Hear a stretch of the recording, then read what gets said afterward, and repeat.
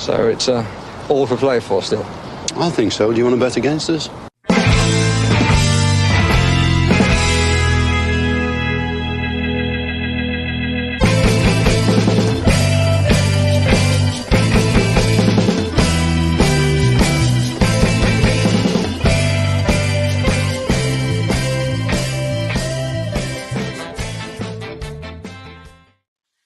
Hello, Aston Villa fans, and welcome to the Love of Paul McGrath podcast. And what is a really, really big and exciting day for Aston Villa Football Club, European football semi-final. And I am coming to you today. This is a pre-recorded podcast. Unfortunately, life has gotten in the way over the last few days, but all culminating, I suppose, really with this beautiful occasion to be part of this evening with Aston Villa Football Club, the only team left in European football, a team that has real eyes on progressing within this competition, and we get to play our home leg first in front of a raucous atmosphere against Olympiacos. And what I wanted to do today is, this is going to be a shorter podcast than normal.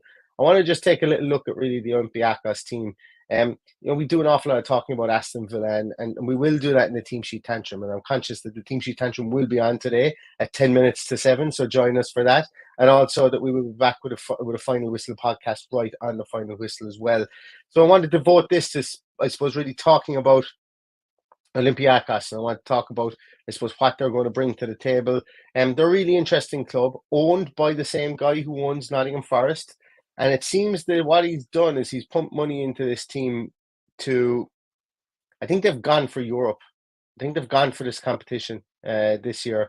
There's some really interesting players on the team that you wouldn't have thought would have moved to Greece at this point in their career. We'll look at them in a moment, like Orta, David Carmo, even Omar Richards from Nottingham Forest. I suppose he probably may not have had a choice in the matter, but there's a lot of people who've moved, and we'll take a look at their squad in a moment, and we'll take a look at where they are in their own the Greek Super League currently as well, and also we'll look at how they've set up over the last couple of games as well. So we're going to focus mostly on this one, on Olympiacos today, and we will take a look, I suppose, at what we can maybe expect from this team. I do want to say that Paddy is going to be at the game today. So we are going to have Paddy on the team sheet tantrum. Hopefully he's going to be able to pop on. Maybe we might be able to start it a small bit earlier, and he might be able to pop on with some footage of the entrance that the team is going to make tonight. If not, I'm going to ask him to send me on a video of that so that we can see it in real time, have it playing here as we discuss it, because I think it's really beautiful what the fans and what the club are doing to try and G up the players, creating that connection between the 11 on the field, or the 60, or the match squad, should I say, and Unai Emery with the fans, getting to get that close to them prior to the game, giving them that boost as they come into the stadium, and then roaring them on then as we get into the stadium. And the atmosphere has been absolutely amazing within the stadium.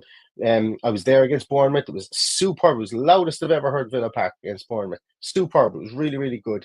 And it came from all sides of the park, whether it be the North Stand, the Trinity, or the Holt End. Obviously, the 1897 group are doing some great work there as well in the Doug Ellis, and they're going to continue to do it tonight. And it looks like there might be a lovely tifo behind the goal at the Holt End, I think it is as well. So really great stuff, and looking forward to seeing that tonight.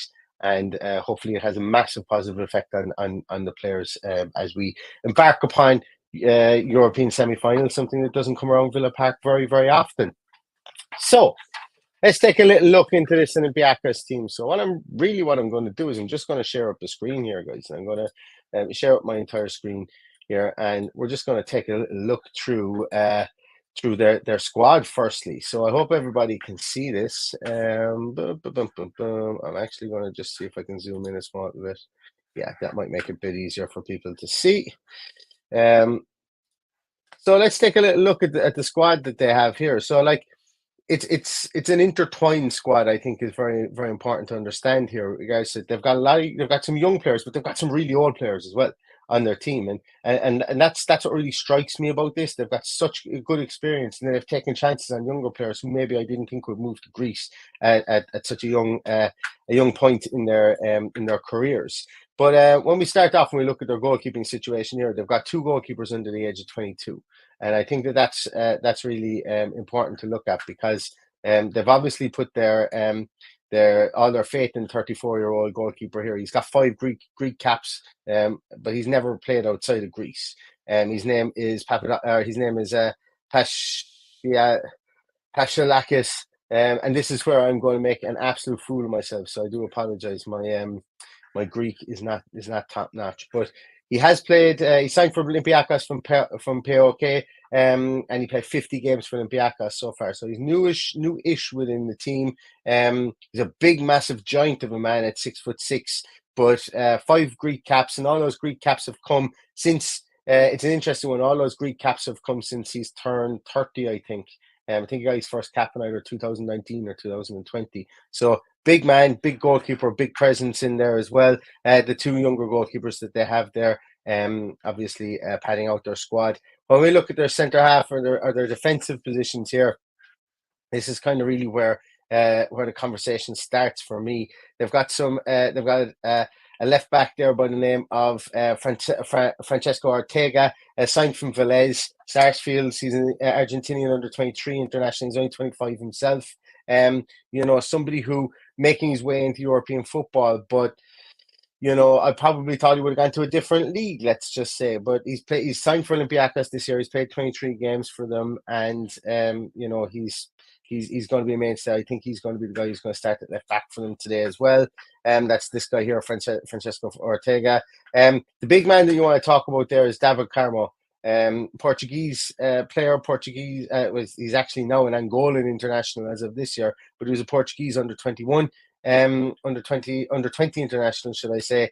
Schooled at Porto, very much so. Went out on loan signed from Braga for Porto, should I say. Schooled at Braga, and played 14 games for Porto and moved to Olympiacos. So when he signed from Braga to Porto, he was seen as probably the great white hope or the next big thing in Portuguese defensive play. I suppose really. I think Villa were rumoured to have been in for him. I think maybe under Dean Smith at one stage as well. So he's left-footed, big, massive, hulking guy again, 6'5". He's definitely one of these kind of front foot defenders. He's going to go for you on the ground. He's going to go for you in the air. So, lumping balls down on top of him is going to be bread and butter to him. He's not the most nimble, but he is very, very good in possession. So he's going to be able to play out from the back as well. And he's going to be able to launch balls. Think kind of like Tyrone Mings. That's the kind of defender I would say David Carmo is going to be like today. Tyrone Mings, left-footed, able to launch a howitzer with his left foot onto the toe of somebody as they run forward. Very good with long balls, and he's just an all-round very, very cultured kind of player. He's going to be good in the air, and he's going to engage you kind of like a Tyrone Mings would. He does have the profile of a Premier League defender, which is going to be interesting to see him up against Premier League players tonight as well. As I say, he's on loan with Olympiacos. So he played 8 games on loan for Olympiacos so far. I'm not 100% sure, to be honest with you, if he's injured at the moment, but if he does play tonight, I think that he's going to be somebody that Aston Villa are going to need to look out for sure. Moving on as well. So Omar Richards, should I say? Everybody knows. Well, not everybody, but most people will know him from his time at Nottingham Forest. So he's currently a Nottingham Forest player. Started off at Reading, so he knows the English game. He plays a left back or left wing back. He then moved from Reading to Bayern Munich, played 12 games for Bayern Munich as well, and then moved to Nottingham Forest in 2022. Hasn't actually played a league game for Forest because he was loaned out in 2023 to Olympiacos. And he's only played 9 games for them so far. But 26-year-old, born in Lewisham, English defender, schooled, as I said, between Fulham and Reading, I think it was, and has played at Bayern Munich. So a really interesting career arc for him there, and Omar Richards. And maybe we might see him at some stage tonight if he isn't injured. Also as well, Rodney. I'm going to call him Rodney anyway. He's 32-year-old Brazilian right back, signed from the Brazilian league signed from Flamengo. He had a real renaissance. Not so much a renaissance in his career, but he really made his name, should I say, at Flamengo. In the Brazilian league, Signed from them in 2023 for Olympiacos, played 46 games, 2 goals, right back threat. He's definitely somebody that Aston Villa are going to need to keep an eye on. He's going to attack up that left wing, or up that right wing, should I say? At Flamengo, he scored 6 goals as well. So he's not the most prolific of players. You know, he can still put the ball in the back of the net when it comes his way. I do think we can get at him. Obviously, Luca Dean can get at him. Whoever's playing on that left side, Morgan Rogers, would be able to get at him as well. At 32 years of age, I think he's somebody that we could, that we're going to have to hammer, or we will hammer down that side as well. But he's a very cultured, he's a very good, and he's a very experienced right back. So it's not going to be an easy job to infiltrate Rodney in there as well. So I forgot to click in him here. So this is the guy I'm talking about here for Olympiacos. Also, then we move into the midfield area here. So a couple of guys in here are interesting. Obviously, we've got Vincent de Bora. Vincent de Bora here, defensive midfielder, going to be very, very, very, very familiar with Unai Emery. He was one of his defensive midfielder destroyer types at Villarreal when Unai Emery was there. He's an older player. Obviously, he's 36 years of age there. He does know English football, having played with Leicester City. Played also with Sevilla under Unai Emery too. So it's just somebody Emery's going to know inside out. And this is what I mean about Olympiacos, that they made a play for Europe, because they've signed a lot of these experienced players from European teams, like David Carmode, likes of this guy here, Vincent de Bora, but they've also supplemented it with people from South America, like we've seen also as well. But you know, from a point of view of Vincent de Bora, he's going to be that defensive midfielder. He's going to stick in there. He's going to try and chase around the likes of. He's going to stand on Watkins' toes, shall I say, and kind of go back into that area and make sure that Watkins can't come deep.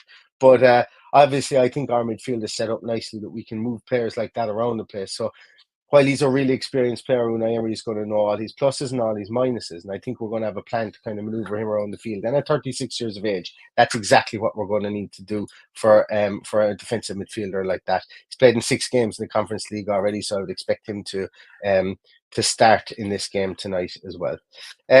Also in midfield, where are we going to? In midfield, I want to look at this guy here, Santiago Heze. He is somebody who's moved from Argentina. He's also a defensive midfielder too. This guy is one of the guys I was surprised that moved to the Greek league. He played over 100 league games. So he's only 22 years of age. He played over 100 league games for Hurricane.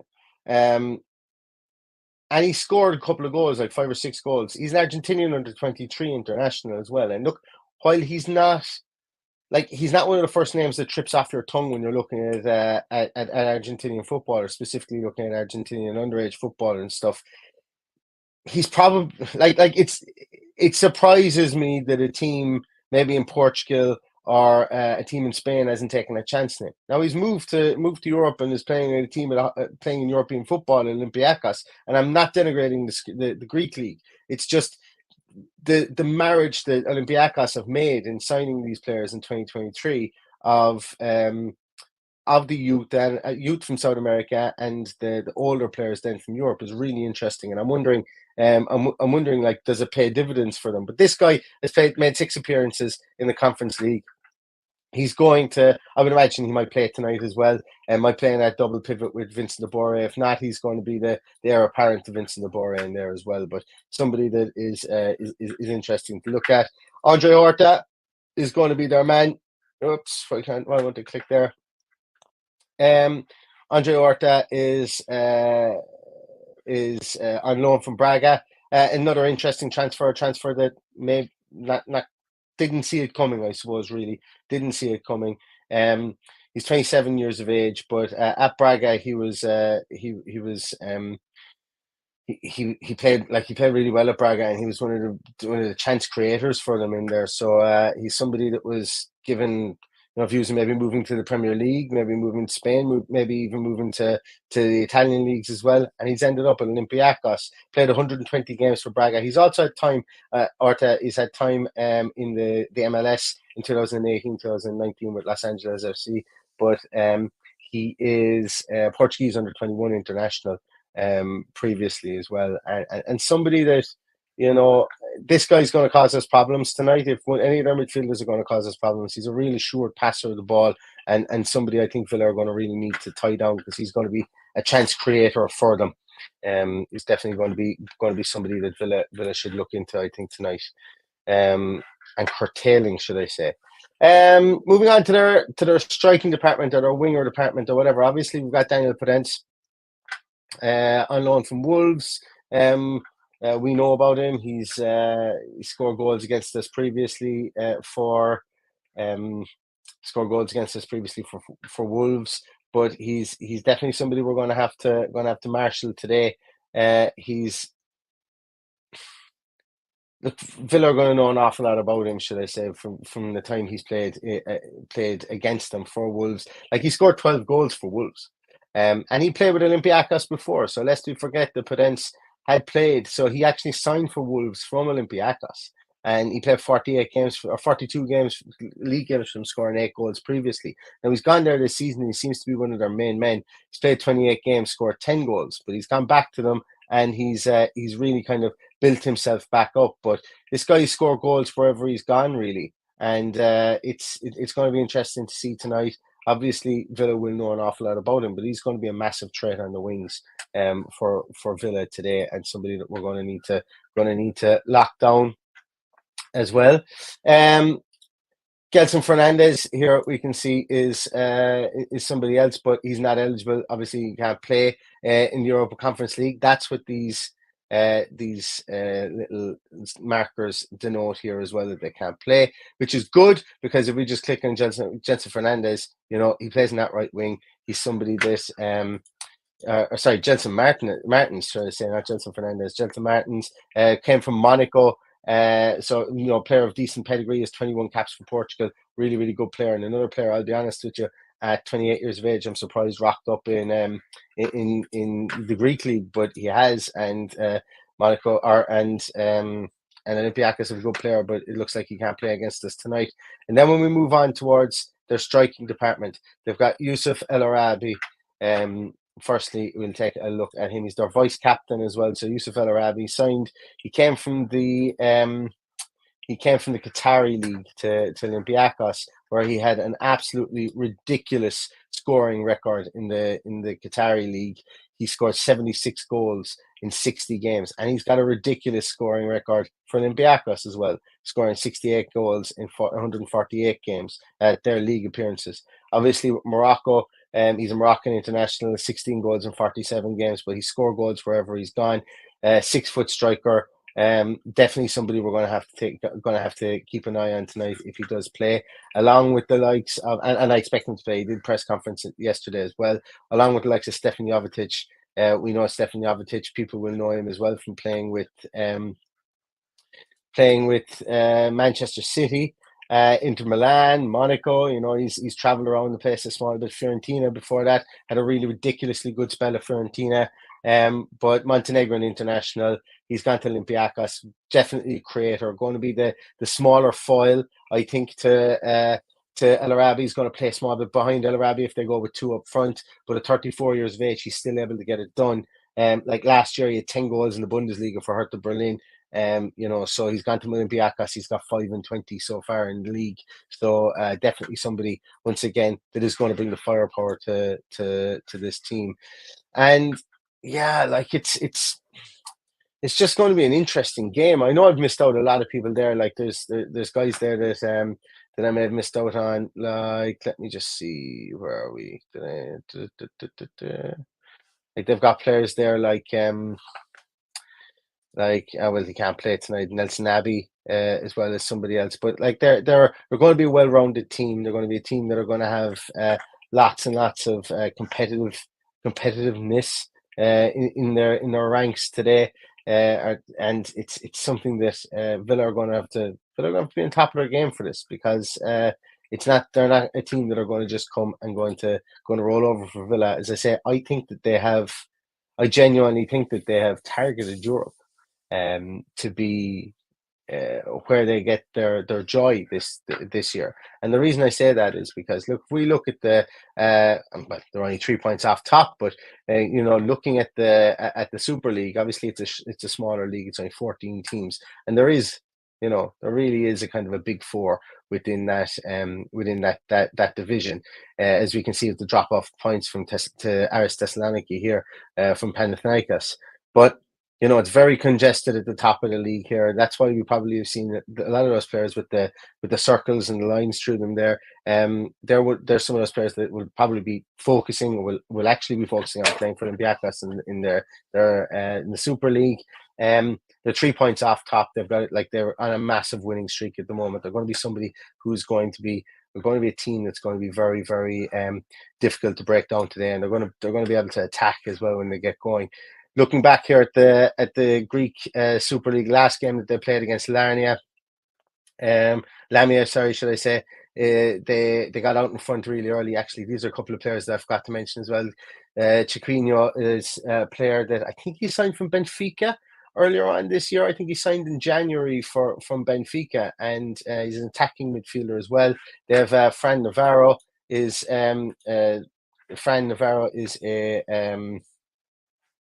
is on loan from Porto as well. Spanish defender, played with Valencia, came through with Valencia, played a small bit with Porto, made his name really in the Portuguese league with what's the name? Is it Gil Vicente? I think he made his name with. He's a forward. Fran Navarro. He scored a boatload of goals for Vicente. I think he might have even scored like 33 goals for them in over 2 seasons. But another player that we're going to have to look out for, 5'11" striker. There he's on loan from Porto, as I say. So they've got 3 really good strikers. El Arabi, Paredes gets in the action, and then Sotirios Alexandropoulos then scoring in the last minute as well. He's another guy who's on loan from Sporting. He's Greek international, on loan from Sporting Lisbon, and played with Panathinaikos before that. More of a defensive midfielder as well. This team is chock block of real functional players and guys that suit their positions, if that makes sense. So their wingers will be wingers, their strikers will be strikers, the defensive midfielders will go through you for a shortcut, and then the likes of Andre Orta and Chiquinho then will be the guys who try and tie it all together at the top. So it's going to be a really interesting game, I think, for Aston Villa tonight, and I'm super looking forward to it. We look back at their last couple of games against Olympiacos. Here, actually, what I'm going to do is I'm going to see if I can get the lineups on FootMob, maybe.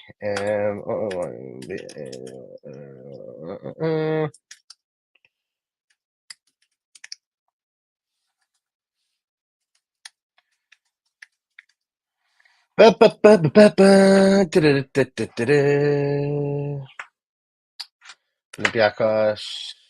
Let's see here if there's any lineups here. Cool. So we have the lineups here that they started with. So against Fenerbahce in their last game, they actually started with one of the young guys in goals. They started with Tozalakis in goals, 21-year-old Ortega, Carmo in toy, and Rodney, Chiquinho, and Heze played in there. So Bora wasn't started in this game. They went with the young Argentinian in this game. As I said, Jovetic playing behind. In this instance, he played behind Alcabi. And then we had Fortunas and Paredes on the wings for that game. Let's look at the 3-2 game here for when they played away against Fenerbahce. Let's look at the lineups here. Tozlakis in goals once again. Ortega, Carmo, Retsas, Rodney, Heze, and Chiquinho again, and the same. Well, actually, they've Masuras inside here as well, and Alcabi played up top that day too. So, not afraid to kind of mix it up and move it around. I think it's fair to say, from the point of view of sorry, I'm just getting very distracted. There's just stuff bouncing up all over the place when I go into FootMob. I'm trying to get rid of them there. What else are we going to do? Let's take a little look at this game here against PAOK. PAOK. Thessaloniki and they're top of the league in the Super League as well here. They went with Omar Richards. Once again, I wanted to kind of highlight this, that maybe some players that couldn't play or that don't play that often in the Conference League play in the Super League here. And we can see Nelson Abbey came in this game. You can see they went with a different right back, different left back. Andre Orta started here. Bora started here. Gelson Martins, like I mentioned, they can't play in the Conference League, started. Chiquinho was pushed up a bit further, and then Fran Navarro started in this game as well. So really interesting the way that they mix and match their teams around the place. Let's look here at RS Thessaloniki, who are fifth in the league. When we see how they lined up here, once again, Martins, Jovetic came in here, and Akabi played up top here in this one, as well. They went with Intoy came in here at centre half, young 21-year-old there, and they went with Heze and Ebora. So they went with that double pivot from the point of view of two defensive midfielders, and there was no Chiquinho in there. So likes to mix and match, likes to play players to the strengths against the team that they're playing. And also, let's not forget, Mandela Bar is somebody that is a very adept at European football, knows European football, but also Unai Emery will know him. And he doesn't mind setting his team up to stifle other teams, and he doesn't mind setting his teams up to to get the results that he needs in a dirty manner if he needs to. All you have to do is look and see what they did when they went away to Fenerbahce, and they got the result that they needed. A difficult place to go. They're going to be coming into Villa Park tonight. They're not going to be intimidated by crowd noise or anything like that. But what we need to do is intimidate them with our absolutely silky and brilliant play that's brought us to fourth place in the Premier League. So all in all, I think I hope you guys enjoyed that. As I say, I don't know a whole pile about Olympiacos other than, some of the players that I mentioned here. I did some study on them.